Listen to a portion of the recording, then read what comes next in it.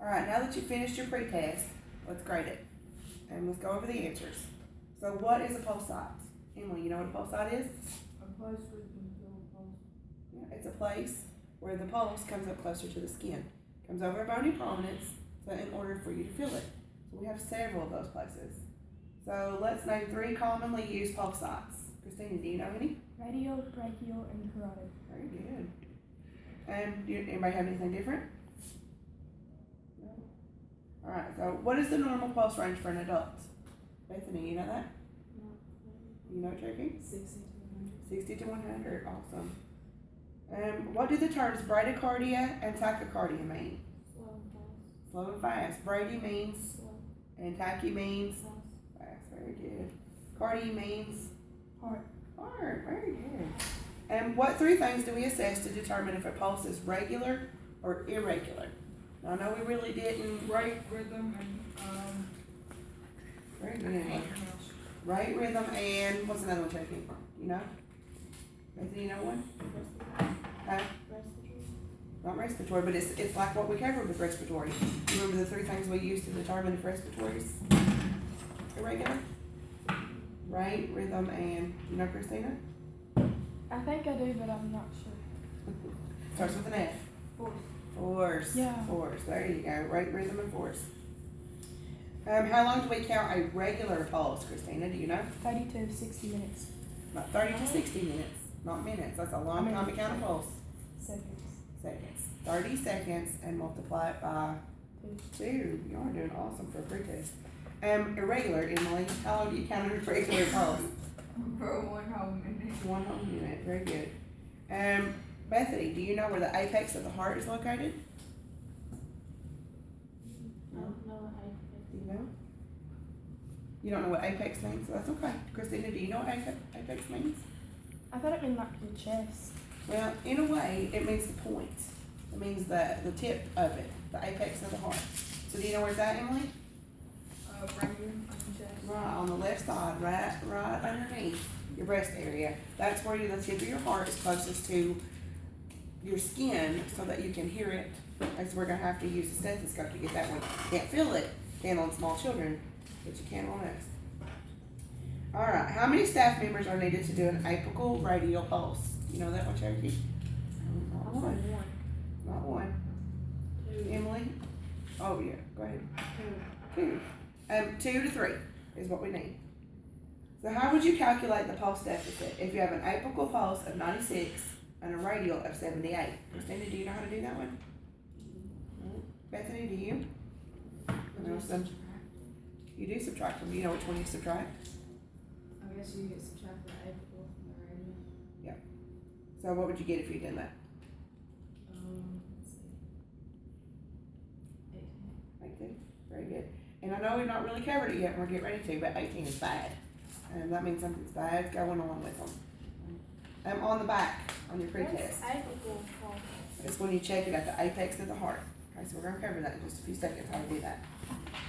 On the back, wanted you to list some pulse points. So, anybody get the first one at the top? Temporal, good.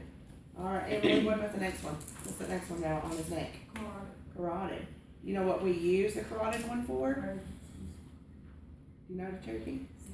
Emergencies, good. The apex is the next one. Christina, what do you know what we use that for? It is apical. What do we use it for? Don't know? You want a clue? Anybody have a clue? No? Okay, we're gonna cover it here in just a few seconds. The next one is pointing at right at the mid-arms. Here. Brachial. Very good. What do we use that for? We are using it for blood pressure. And there's another thing we use it for in infants. Emily, do you know?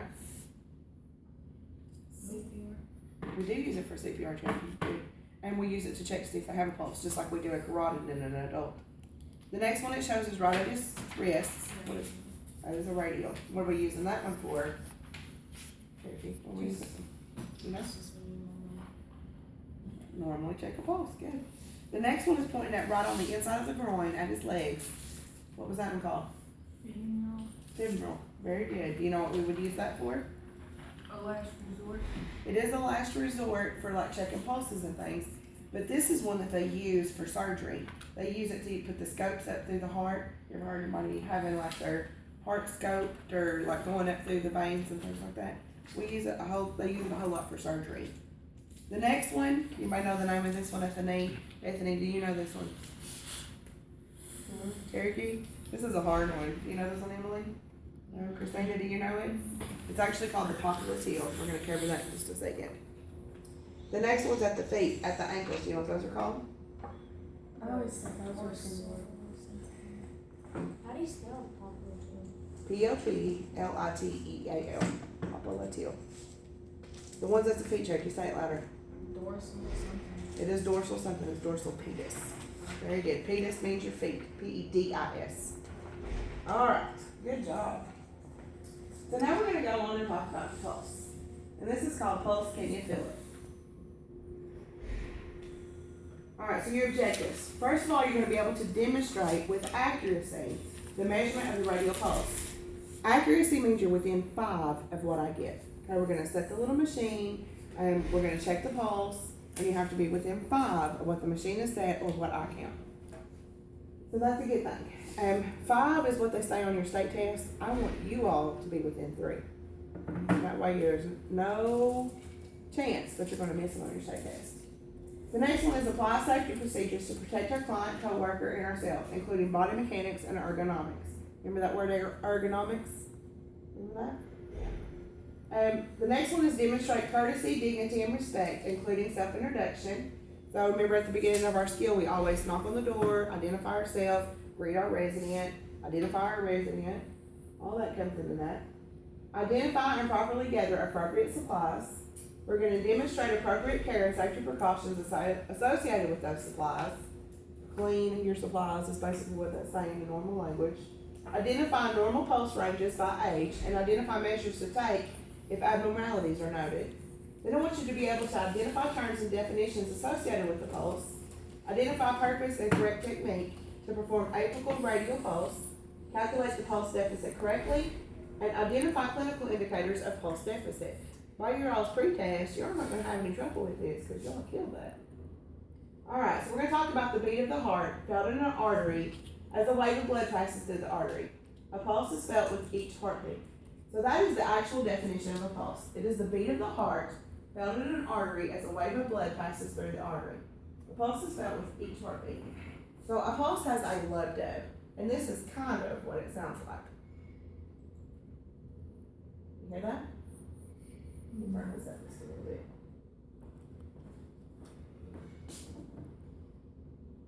It's a low sound. Hear that? Low dub, low dub. That's what you're looking for when you're doing a pulse. Alright, so these are some pulse sites. The pulse site is a place on the body where the artery is close to the body surface, and that's what we was talking about. It comes up over that bony prominence, and it makes it easier to feel. We have several on our body, and we just talked about those on the pre-test. But as you can see up here with our little fella, this is the temporal, that is the carotid, that is the apical, the brachial is right here in his arm, there's the radial, femoral, popliteal. The one we didn't have on our pre-test was the posterior tibial, and that's like right here above our ankle, on the inner part of your ankle, and then the dorsal pedis. And really truthfully, I know the picture's a little off, but if you're looking at your big toe and your second toe, when you come down right on top of your foot, right where your big toe and second toe join, there's a pulse right there, and that's the dorsal pedis. It's on top of your foot. Alright, the radial pulse is the one that's used most often. We use it to check the pulse on a regular daily basis. So we're just coming in to check a resident's pulse. We're going to use the one right here at a wrist. The carotid pulse is used during emergencies, and remember that's here at your neck. Such as when we're doing CPR, we already talked about that. Femoral pulse is used during surgical procedures. The brachial pulse is used for obtaining blood pressures and for emergency situations with young children and infant, and we just talked about that. The apical, popliteal, pedial, and tibial pulses are used to assess circulation. So Morgan, you was talking about at the nursing home that they did a blood pressure on the leg, and we can do that to assess circulation. So if we put a blood pressure cuff on there and we blow it up, and we still can't find a pulse in their foot, in their ankle, There's something going on with their circulation. They're at risk for losing those limbs. They could lose their leg and maybe lose an arm if there's no circulation in the arm. Alright, so the pulse site are used in situations where bleeding is occurring. Remember back in emergency procedures, we talked about if somebody is hemorrhaging, to find that next pulse site, and that's where you're going to put your tourniquet, tie it really tight. But remember, they're going to lose that. But we've already covered that. Alright, so a pulse rate is the number of the heartbeats felt in 1 minute. So remember, you're looking for it for the full minute.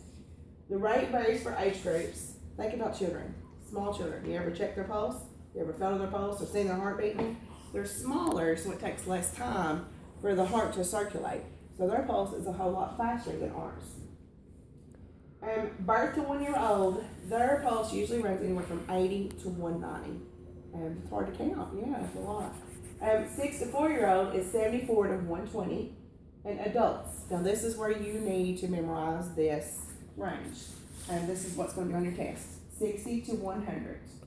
Remember, tachycardia means rapid or above. So what number would it be above? Above 100. Bradycardia means below or slow.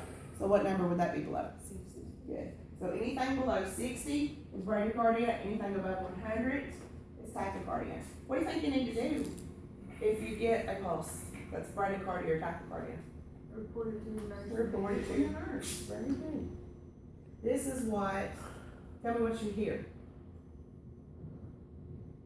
What do you think that is? Bradycardia. I think that's bradycardia. Can you know what? This volume is just very low. Let's see if we can turn it up a little bit louder. Bear with me just a second. Just turn that down.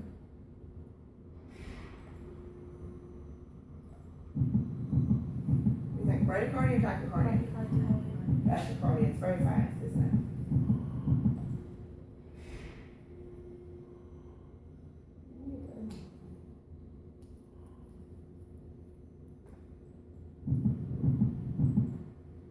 I think they're too close to each other, aren't they? There we go. It's bradycardia. Very good. That's what it feels like too. It feels very slow when you're feeling it. It's almost like bump, bump, bump, bump. The tachycardia, when you feel it, it's like bump, bump, bump, bump, bump. Alright, so 3 things to consider. We already talked about this a little bit. This is how we determine if it's normal or abnormal.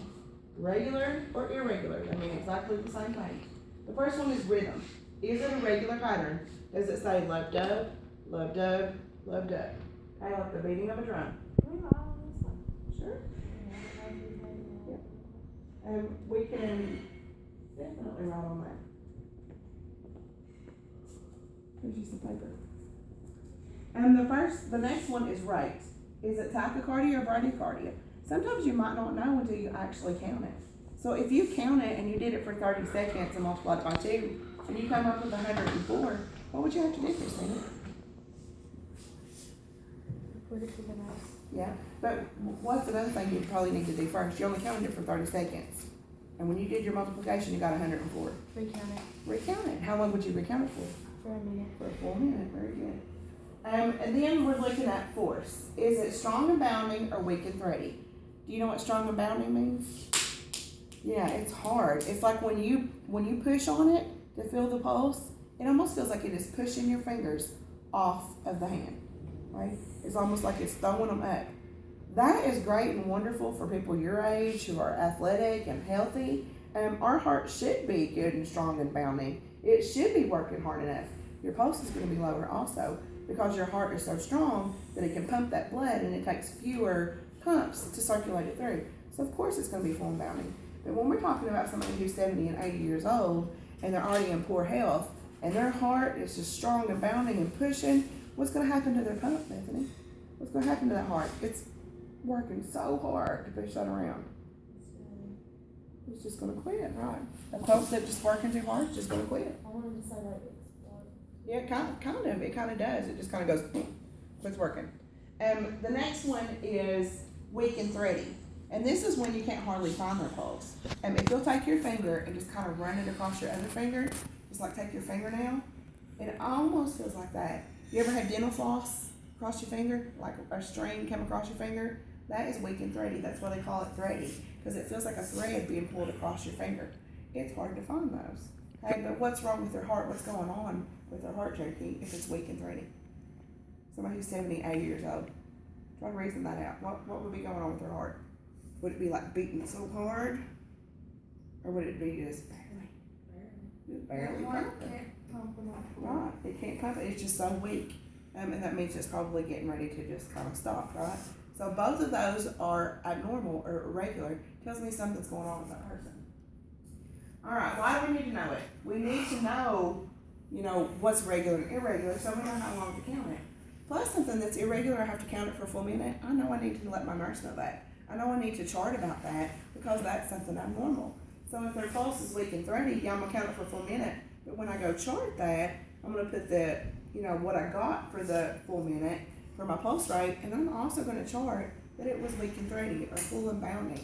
So that way everybody knows what's going on. Alright, safety rules. Here's our safety. You have to wash your hands. And make sure that you're washing your hands before you're touching these patients. Do you have to wear gloves to do a pulse? Yeah, if they have an infection, if they're in isolation, of course. If they have a sore, if they have drainage, of course you're going to wear gloves. Okay, so common sense.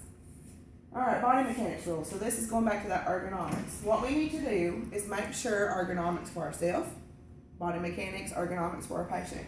Okay, so let's talk about our patient first, Christina. What position do you think they need to be in? Fowlers, sitting up. So whether they're in a chair or they're in their bed, make sure they're sitting up and sitting up comfortably. And we want all their body parts in a straight line. We don't want them all crumpled up and pushed up and just uncomfortable. And then what about our ergonomics? Emily, what would you do about your ergonomics? Well, you gotta line yourself right. You're not gonna be slumped over. If they're really below you, you're not gonna get a chair or something. Yeah, or you could kind of kneel down beside them, right? You don't want to be all humped over and trying to do these vital signs because your back is going to get wore out. You can sit in a chair beside them for the procedure. I never could sit. I never could sit to do vital signs. It was just like I couldn't count them. But I could squat down beside them and count them. Alright, so the first step. We're going to find our pulse first, okay? And we're going to use this Play-Doh to find our pulse sites first. We're going to talk about the radial. So let me give you each a piece of Play-Doh. Here, y'all can, I'm going to give it out, Christina. Give everybody just a little ball and a straw. And I'm going to take one so I can show you what to do with it. Make sure everybody gets a little bit Play-Doh. Miss Brooke, I think you lost.